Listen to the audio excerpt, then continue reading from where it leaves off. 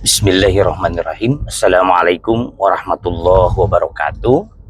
Dalam menemani perjalanan saya ke kampus, saya sedikit ingin menjelaskan beberapa pertanyaan terkait dengan kurikulum berbasis cinta, di mana di Indonesia sejak rejim Pak Prabowo, kabinet yang mengurusi pendidikan, yakni Kementerian Pendidikan Dasar dan Menengah, Kementerian Agama melalui pendidikan madrasah, juga pendidikan agama Islam untuk sekolah, juga Ristek, Saintek ya, yang mengurusi pendidikan. Hari ini kita memiliki dua kutub yang saling menguatkan, di mana Dikdesmen mengeluarkan pendekatan pembelajaran bernama Deep Learning, dan Kementerian Agama mengeluarkan namanya adalah kurikulum berbasis cinta atau KBC. Sejatinya dua kutub ini saling melengkapi.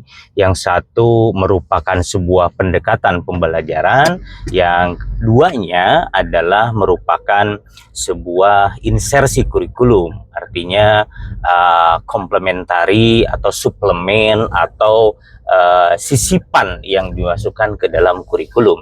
Ini sejatinya tidak memiliki perbedaan signifikan, karena memang keduanya pun memiliki tujuan yang berbeda. Yang satu adalah tujuan untuk bagaimana guru, bagaimana desain pembelajaran itu lebih memiliki arah, sedangkan KBC atau kurikulum berbasis cinta lebih kepada mengarah bagaimana kurikulum ini memiliki karakter, ya, terutama pendidikan nilai atau cinta sebagai sebuah nilai disisipkan kepada seluruh mata pelajaran yang diajarkan menggunakan deep learning. Jadi integrasi keduanya memang tidak berlawanan dan keduanya saling melengkapi. Baik, yang pertama adalah apa sih sebetulnya filosofis kurikulum berbasis cinta? Ini sejatinya kalau berbicara KBC ya harus berbicara tentang siapa yang mendeklarasikannya, siapa yang memiliki gagasan terkait dengan KBC ini. Yang kita tahu sejak awal Pak Menteri Agama, Bapak Profesor Najaruddin Umar dilantik, beliau sudah mengungkapkan 3 isu penting ya. Yang pertama isu lingkungan, lalu dosisnya adalah ekoteologi atau green teologi, yang kedua adalah terkait dengan kerukunan. Salah satu dosisnya dalam bidang pendidikan adalah melahirkan kurikulum berbasis cinta. Baik, apa sih sebetulnya yang melatar belakanginya? Ini tentu saja kita harus melihat KBC ini dalam skup yang lebih luas. Indonesia sebagai sebuah negeri yang begitu besar, lebih dari 1000 pulau, 700-an bahasa, etnik yang berbeda-beda, dan ini akan lapuk jika kita tidak memiliki lem perekat. Ya, di mana lem perekat selama ini kita direkatkan, kita disatukan dalam satu bahasa, satu bangsa, dan tentu saja kita memiliki satu nilai pondasi kebangsaan kita bernama PBNU ya. PBNU itu Pancasila, Bhinneka Tunggal Ika, NKRI, dan Undang-Undang 45, yang tentu saja ini bisa dijadikan sebuah nilai dasar yang jika kita melihat bahwa kerapuhan atau cara paling rapuh untuk mendisintegrasikan bangsa Indonesia adalah bagaimana cara divide et impera, atau cara untuk memecah belah, mengadu domba. Bagaimana supaya menyatu, tetap menyatu, karena memang Indonesia itu negara yang paling unik, negara di mana terdiri berbagai macam dan ragam yang bisa dipantik perbedaan itu menjadi perpecahan, dan ini tentu saja tidak kita ingin lakukan, dan tentu saja ini harus kita hindari dan kita upayakan agar Indonesia tetap menjadi negara kesatuan. Nah, supaya ini, maka salah satunya adalah pemantiknya dari sisi agama. Agama itu laten, agama itu dia lahir dari bottom of heart, ya, dari sisi yang paling dalam begitu ya, di dalam setiap diri manusia. Oleh karena itu ada sisi paling dalam manusia yang perlu disatukan agar tidak berpecah belah, yakni sisi yang paling dalam adalah namanya cinta. Dalam bahasa agama ada yang disebut dengan Rohim, dalam bahasa agama ada juga yang disebut dengan Rohman. Nah, Pak Menteri Agama ini sebetulnya beliau adalah guru besar, salah satunya ilmu yang dikuasai adalah ilmu tafsir. Bahkan beliau juga adalah imam besar Istiqlal, masjid negara nasional begitu ya. Artinya ya tidak diragukan lagi terkait bagaimana memahami Islam secara dalam.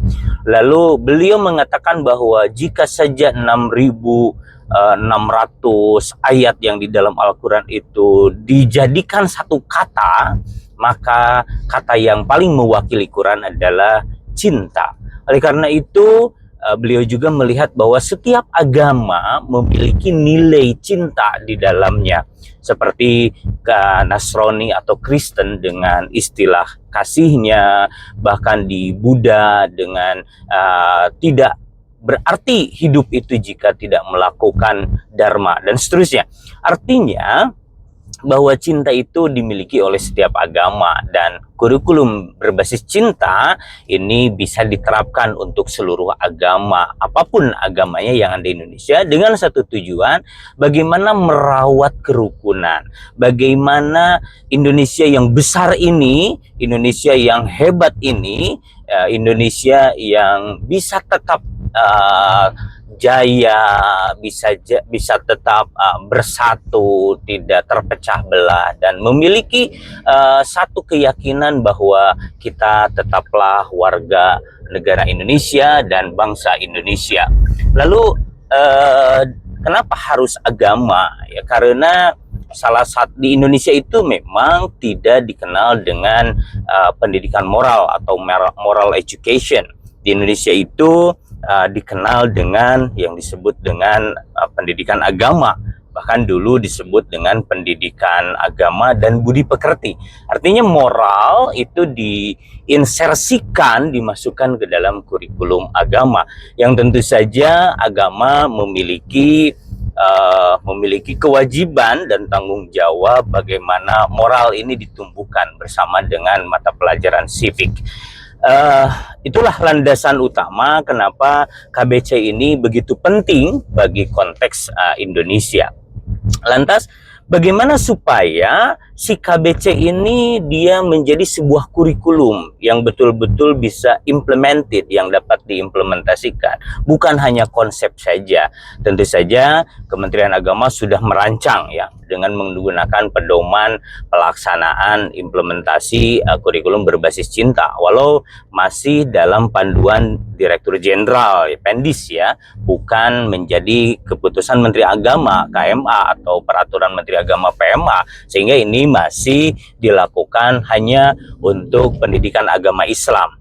Di dalam pendidikan agama Islam tentu saja perentelan-perentelannya ini banyak. Yang pertama, Pendis itu membawahi pendidikan madrasah, sehingga madrasah itu ya wajib untuk melaksanakan kurikulum berbasis cinta di satu sisi ya, tentang sisi Kementerian Agamanya, tapi di sisi lain dalam pendekatan pembelajarannya harus menggunakan pendekatan pembelajaran dari Dikdesmen, yakni pendekatan pembelajaran mendalam atau deep learning. Lalu selanjutnya bagaimana supaya di Kementerian setelah madrasah ya ada guru agama Islam atau PAI ya, atau kita sebut dengan PAIS atau PAKIS ya. PAIS itu adalah pendidikan agama Islam untuk sekolah. Jadi setiap sekolah itu kan ada mata pelajaran agama. Nah, untuk guru-guru PAI, mereka wajib untuk segera mengimplementasikan kurikulum berbasis cinta. Sebetulnya nilai-nilai berbasis cinta ini sangat sederhana sih sebetulnya, yang disebut dengan panca cinta. Kalau di dalam deep learning itu ada 8K profil lulusan ya, yang diambil dari Michael Fullen, lalu ditambah dari 21st century learning ya, atau pembelajaran abad 21 yang 4K ya, yang kolaborasi, kreativitas, komunikasi, dan juga dan ditambah 2 menjadi citizenship ya, dan juga karakter. Nah, di Indonesia pendidikan atau deep learning ini menjadi 8K ya, ada kewargaan, ada keimanan dan ketakwaan kepada Tuhan Yang Maha Esa, ditambah juga menjadi 8 dengan kesehatan. Oleh karena itu ini adalah profil lulusan, tetapi di madrasah ditambah lagi dengan pendidikan karakter yang panca cinta, yakni adalah cinta kepada Allah dan Rasulnya gitu ya. Kalau saya sebut ini menjadi Aril di mata ya.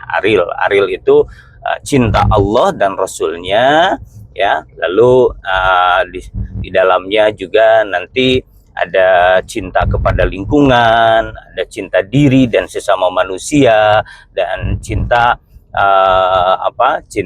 cinta yang lain ya, cinta kepada lingkungan dan seterusnya. Ini artinya panca cinta ini menjadi ruh ya, bagaimana turunan-turunan dari panca cinta ini nanti diinsersikan ke dalam mata pelajaran agama Islam. Jadi itu sejatinya terkait dengan KBC. Lalu nanti desainnya ada khusus ya, desainnya bagaimana cara mendesain sedemikian rupa agar desainnya memang betul-betul bisa diimplementasikan oleh setiap guru di setiap sekolah atau di setiap madrasah. Jadi kita sambut ya, walaupun masih ada yang nyinyir ya, seperti yang mengatakan bahwa ini namanya bagus kurikulum cinta ya, seperti madu padahal isinya racun karena mengandung pluralisme, mengandung mengabaikan atau menurunkan akidah dan seterusnya. Saya kira ini adalah sesuatu yang kritik yang bagus, tetapi kita juga jangan menegasikan tujuan baik sebagai warga negara, sebagai umat manusia, sebagai penganut agama, salah satu agama yang tentu saja ya kita tidak boleh menegasikan keberadaan atau pluralitas keberagamaan dari agama-agama yang lain. Itu saja mungkin. Terima kasih. Assalamualaikum warahmatullahi wabarakatuh.